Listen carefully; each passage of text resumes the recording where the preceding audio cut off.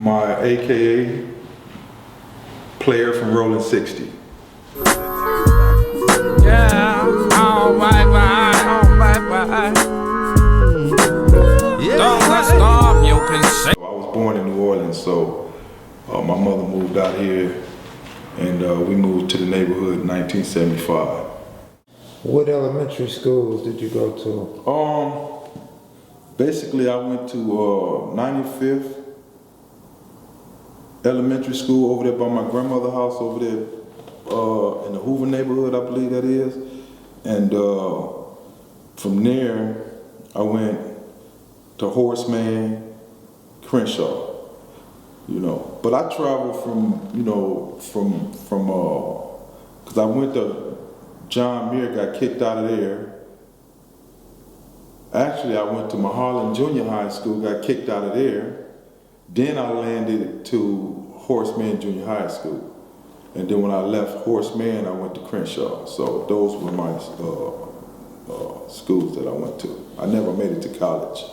So was you a trouble kid or a good kid in school? Well, being the only son, I have two sisters, two half-sisters, and I have 4 adopted sisters. So basically,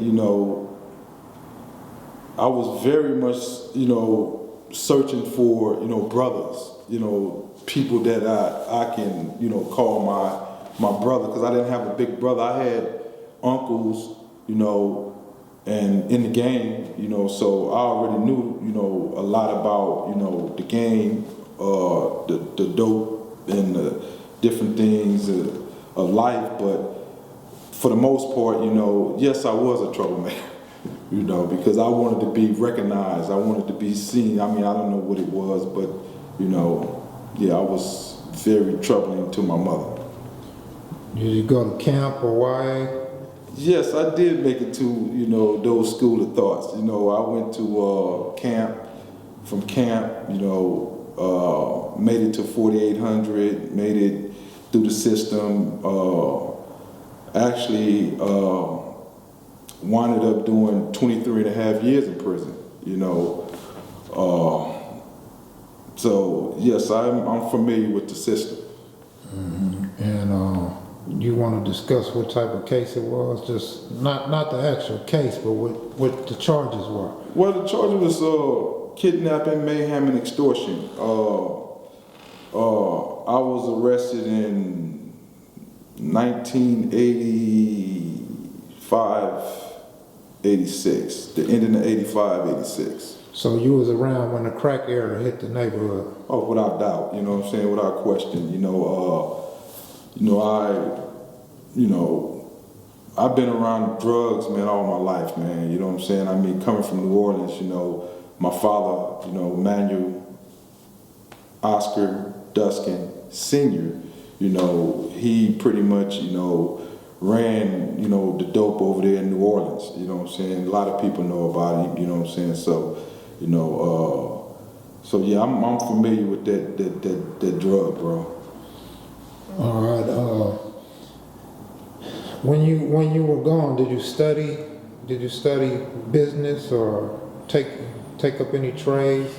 What was the education like in there? Well, first and foremost, I got locked up in the Nevada system. So the Nevada system is a little bit different from our system over here in Los Angeles. They didn't have a whole lot of programs in Nevada. So only until I made it to a lower custody facility, I was able to take up some type of trades and things of that nature. But for the most part, I was even a fuck up in prison. I got, sent out of state, for my activity. They called me the enforcer of the yard. So,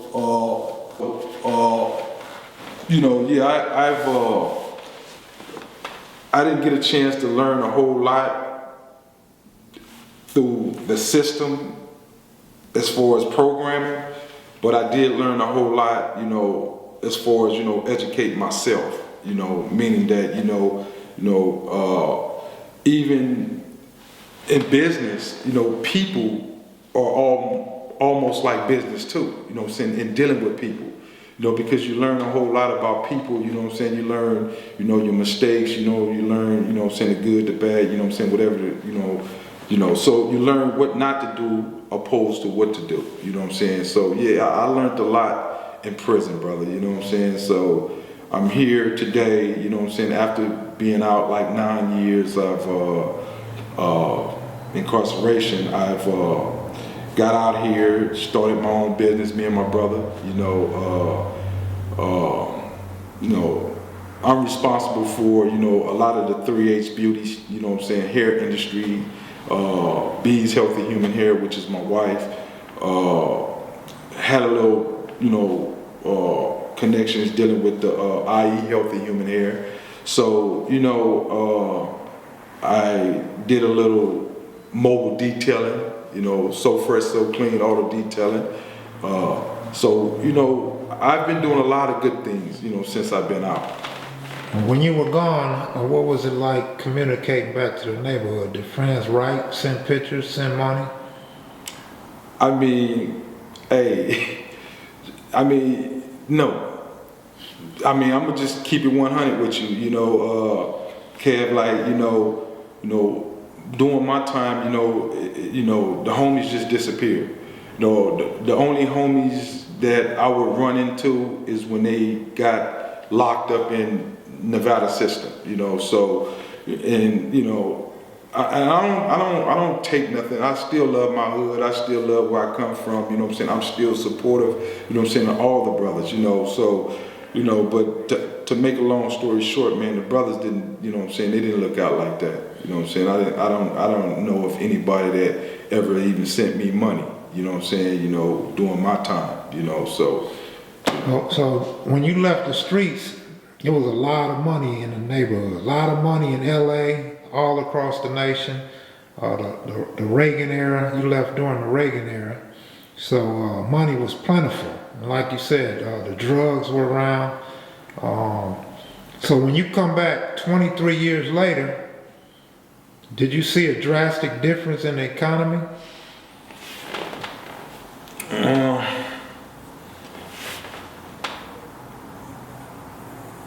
It was more opportunity when I came back. You know, the reason I can say it was more opportunity because it was more available. I mean, I wasn't trying to be in the dope game or trying to be a part of that anymore anyway.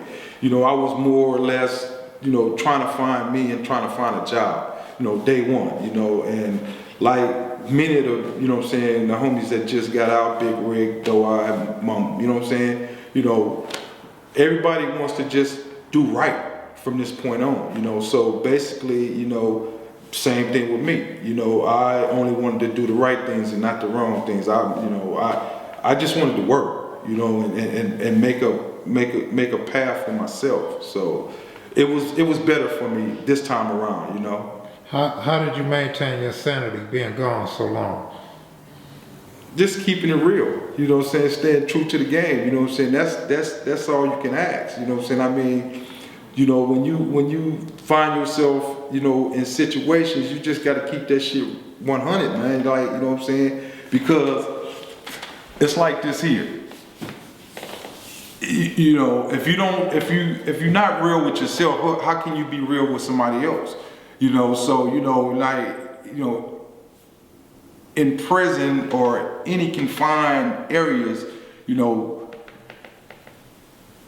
it's no guarantee that you're gonna get out. You know what I'm saying? So basically, you know, you just keep yourself 100. You just stay real the whole step of the way. You know, you can't, you know, cross that line. You know what I'm saying? Like, you know, I can say snitching and, you know, doing the foul stuff, you know what I'm saying, having, you know what I'm saying, affiliation with things that, you know, go against the grain, you know, so we know the protocol.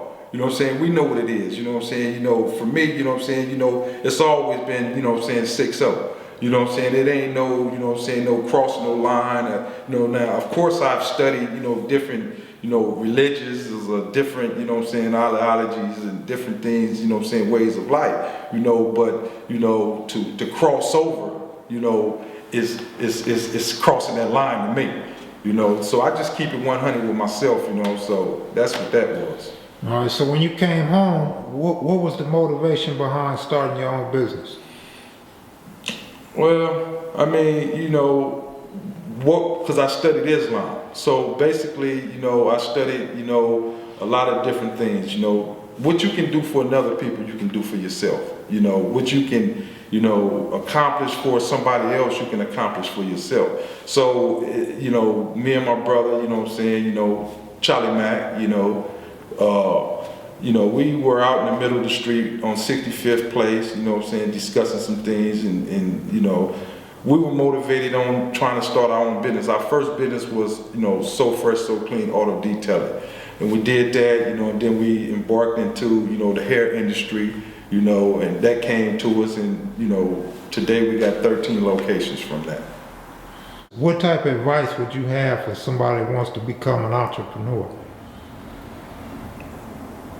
I mean, with anything that you're trying to do in life, you know what I'm saying, if it's a dream, you know what I'm saying, or something that you inspire, don't give up. You know, just keep going, you know what I'm saying, you know, let you be the motivator, you know what I'm saying, just motivate yourself, you know what I'm saying, because I can remember, you know, dealing with my sister back in, you know what I'm saying, school days, you know, she would bring cookies to school, sell cookies, and, you know, make candy and sell candy, you know what I'm saying. On the other hand, I was selling blunts, joints, you know what I'm saying. So, you know, a business is all what you make it, you know what I'm saying. So, you know, once again, what you can do for somebody else, you can do for yourself. You know, you have a lot of people, you know, making dinner plates and breakfast and different things of that nature, you know, to make a business, you know what I'm saying. But, you know, sometimes we give up, you know what I'm saying, but just don't give up, you know what I'm saying. And whatever your desires and whatever you're trying to do in life, you know, just don't give up,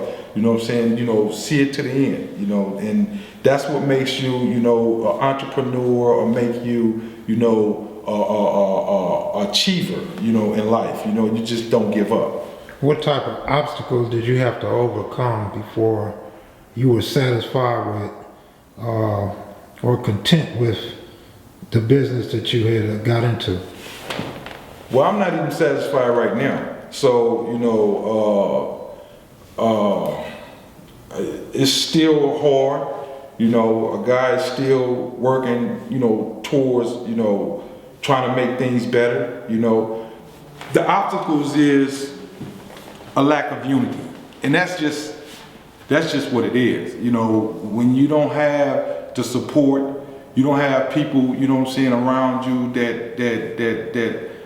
that supporting you, it's hard. You know, we all need somebody, you know what I'm saying, that right person, and we just talked about that, you know, a while ago. You know, if you don't have a support system, then it makes it a little bit harder, you know, so, because ain't no one man built nothing.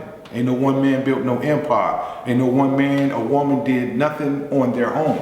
It was always a host of people that came through. You know, like the construction of this building, you know what I'm saying? The building had to go up, but didn't one man just do it? You know what I'm saying? You got your electricity, you got your plumbing, you know what I'm saying? The foundation, you know, the drywall, you got all these things that's in the equation.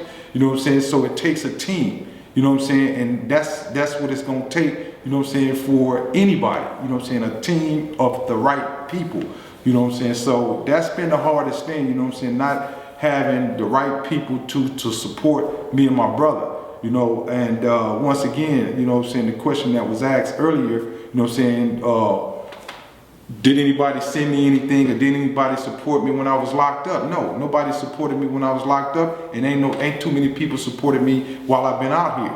But at the same time, you know what I'm saying, you know, I'm not angry, I'm not, you know, tripping off or nothing like that there, you know what I'm saying. I just keep it moving, you know. So, you know, eventually, you know, people will, you know, they will understand, you know, the struggles.